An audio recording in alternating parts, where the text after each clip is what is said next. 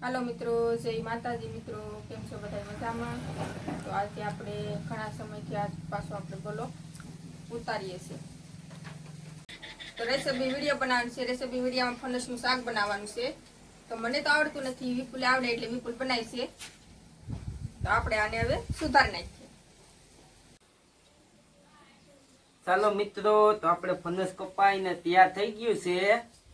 તો એના માટે આપણે લઈ લીધી છે જો ડુંગળી, પછી મસાલો છે, ગરમ મસાલો, આખો મસાલો, ટામેટા, લીંબુ, મરચાં, આદુ, ધાણા અને લસણ. આપણે લસણ, ટામેટા અને ડુંગળી ત્રણેય વસ્તુ, આદુ, બધી વસ્તુની ગ્રેવી કરી લેવાની છે તૈયાર. ચલો તો મળીએ પછી.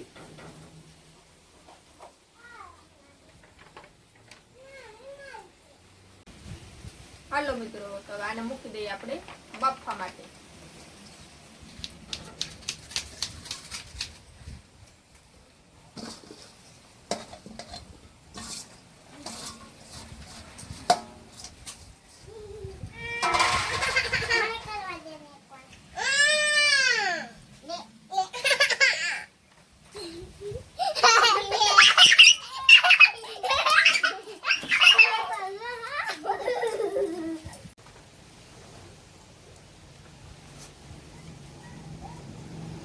હાલો તો ફણસ બફાઈ ગયું છે. આપણે આમાં નાખી દઈએ, પાણી નીસરી જાય.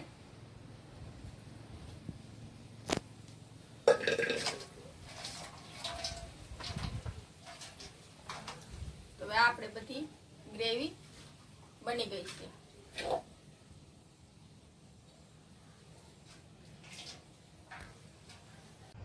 હાલો મિત્રો, તો આપણે તેલ મૂકી દઈએ. હવે તેલ થોડુંક આવી જાય ત્યાં લગી રાહ જોવાની.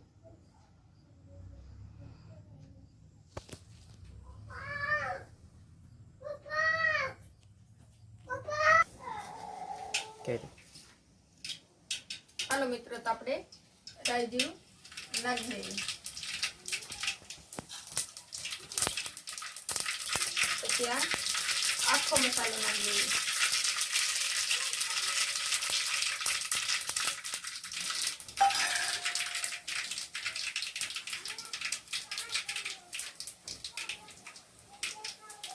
પછી આપણે આ આદુ લસણનો પેસ્ટ નાખી દઈએ.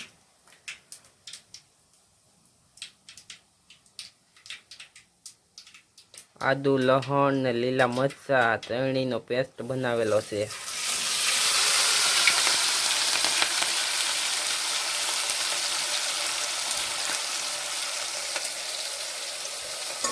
એને આપણે આવી રીતે હલાવી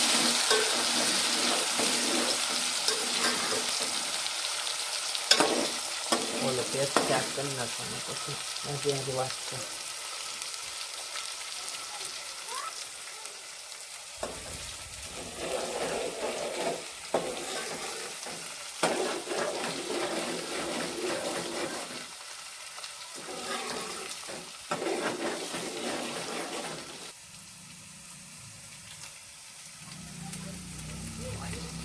હાલો તો હવે ડુંગળી નાખી દઈએ.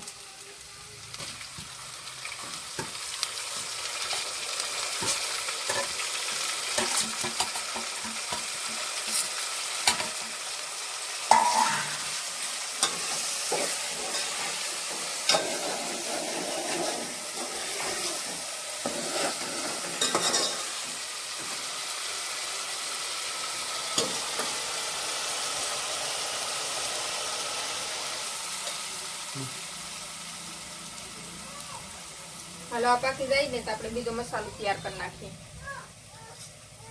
આ કોરી ચટણી,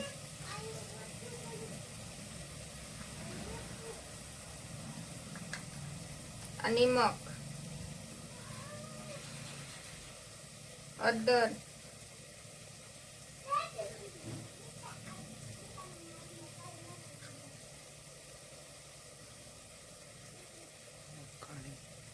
વટાણી,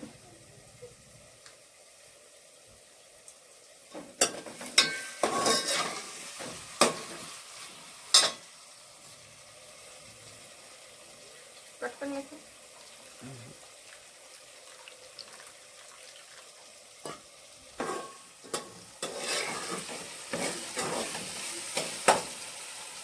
ચાલો તો આપણે ટમેટાની દોરી અમે એડ કરી દઈએ.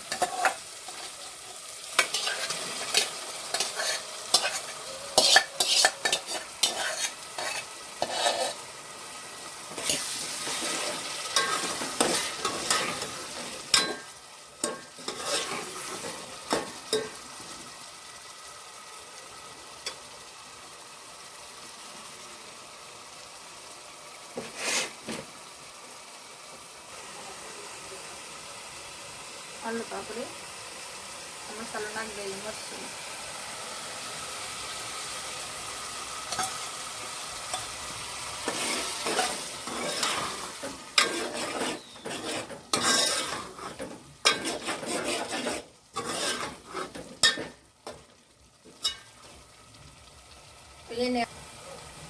એને હવે આપણે થોડી વાર શેકાવા દઈએ.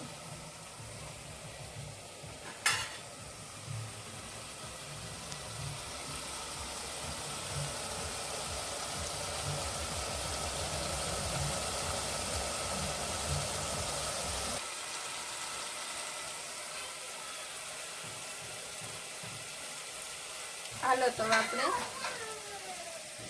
ફણસ નાખી દઈએ.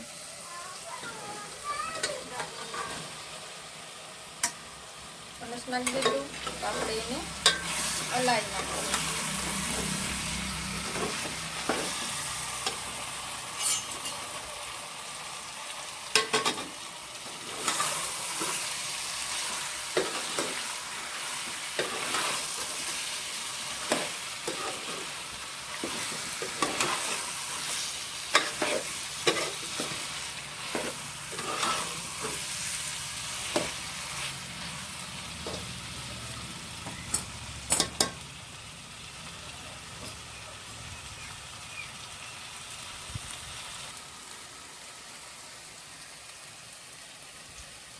હવે તો એમાં આપણે થોડુંક એવું પાણી નાખી દઈએ. પછી 2 મિનિટ સડવા દઈએ.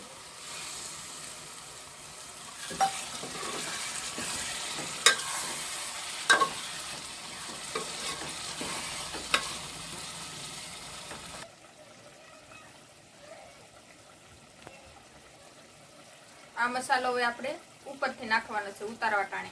દરેલો મસાલો છે.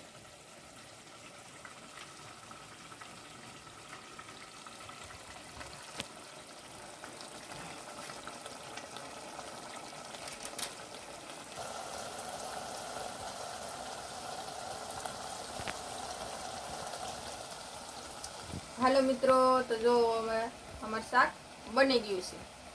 તો જો અમારો વિડીયો જોતા હોય તો લાઈક કરજો, શેર કરજો, સબસ્ક્રાઈબ કરજો. ફેસબુકમાં જોતા હોય તો ફોલો કરી દેજો.